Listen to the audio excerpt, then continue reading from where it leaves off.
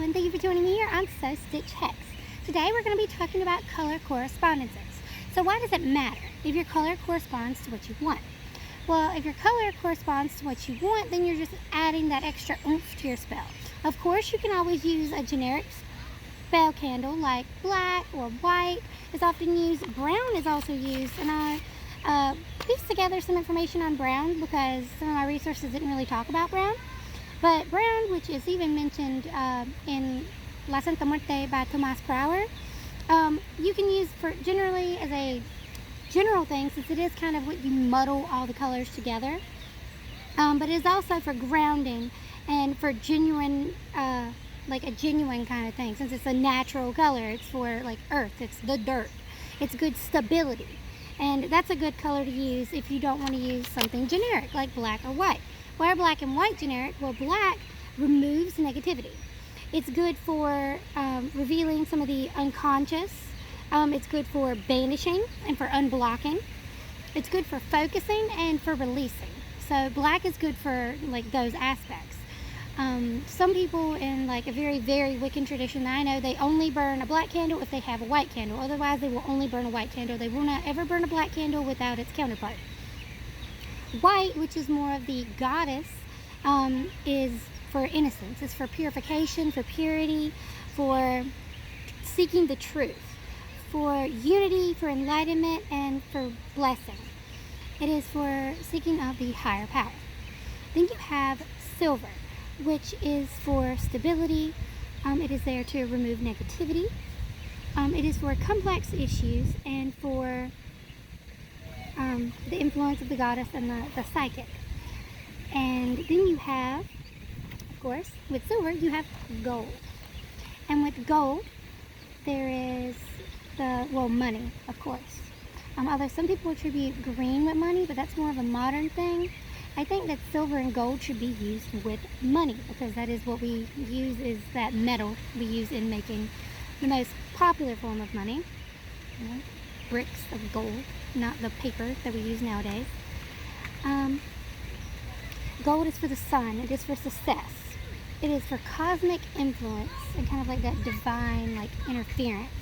It is for confidence, and it is persuasion and charm. When you think of gold, you think of these things, which is similar to yellow. But next you would have pink, which pink is more of a made-up color. It's not a real color because pink is just red with white mixed in. It is not an actual color, but we call it a color and we use it like a color, and I love pink. Pink is for more love and romance, self-love a lot of times, and friendships. It is for anxiety.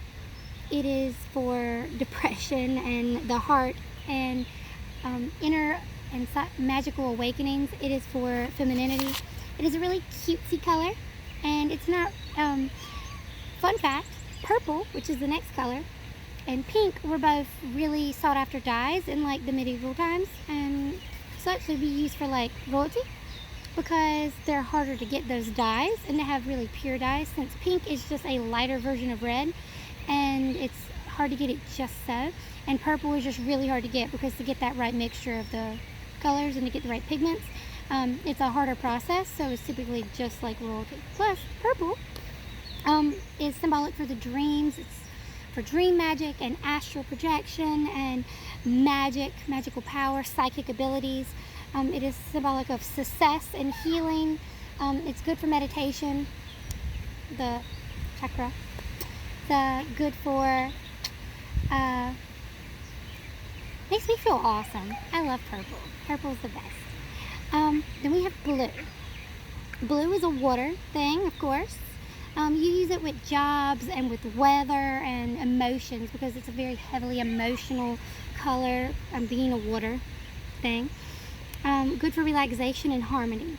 Representational of loyalty and of protection, of occult power and patience, of inspiration and of truth. Blue is good for using this kind of bring out the true emotions, bring out these kind of feelings.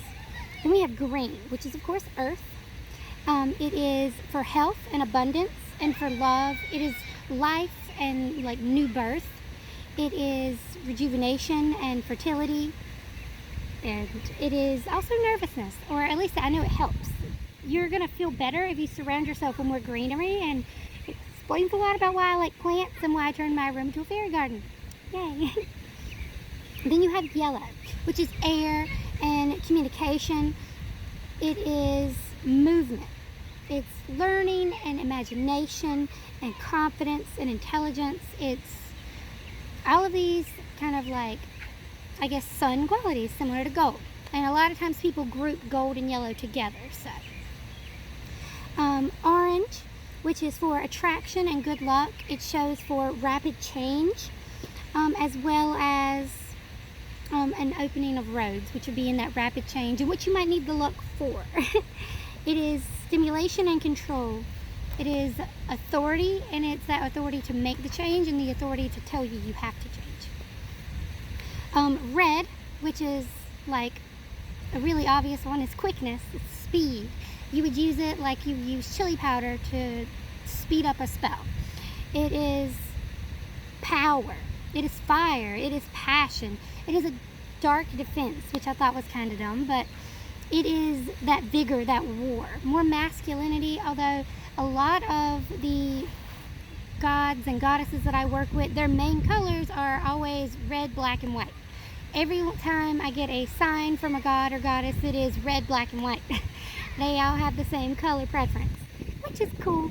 I usually stick with white just because I don't want to... Oh, I'll use black too, but I don't use red as often. I'll use red with like the stuff I give them, like if their food can go in like something red, but I usually use white offering bowls, white offering plates. I'm usually playing on that more, I guess the more positive and fun aspect that I'm leaning towards. I'm not leaning towards the fire and the more wild side. Although I do like the black. I will even it out with some black occasionally.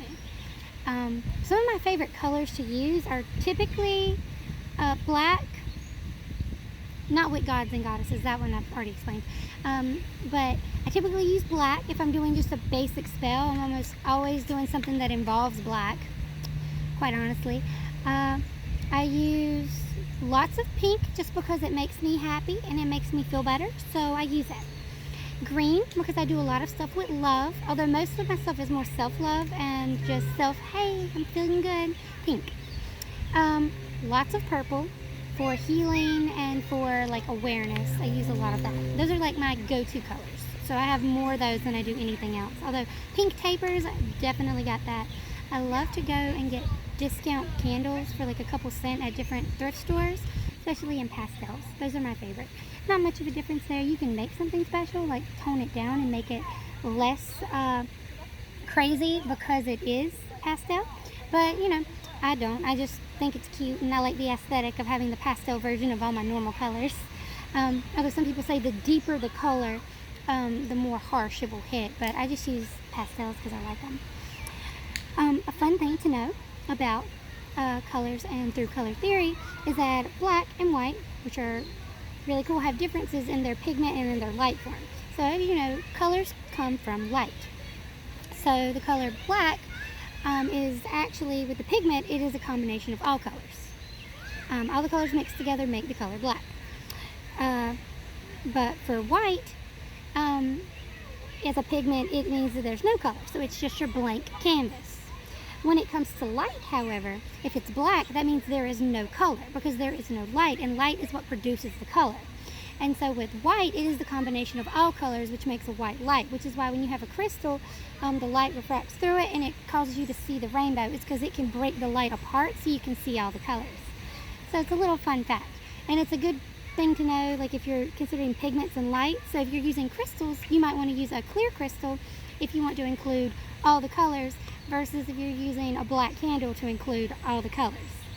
Just some fun idea if you follow color theory and you like fun things, I guess. That's something you can do, is incorporating crystals and candles if you want to get extra. Or you can just use brown if you want to do all the colors and all the pigments, since it technically does make brown when you mix it together. It's hard to get a true black when you're mixing them all together. Even if you do yellow, red, and blue, you gotta fix it up a little. All right, thank you for joining me here on Sew Stitch X. I hope you enjoyed learning about colors. What are your favorite candles to use, or what does your spell work tend to lend you towards using? Have you looked into color correspondences and color theory to see what might be more important for you? And do you have any gods and goddesses who prefer specific colors, or that just happen to throw specific colors at you when they're trying to get your attention? All right, thanks. I hope to see you next time. Bye.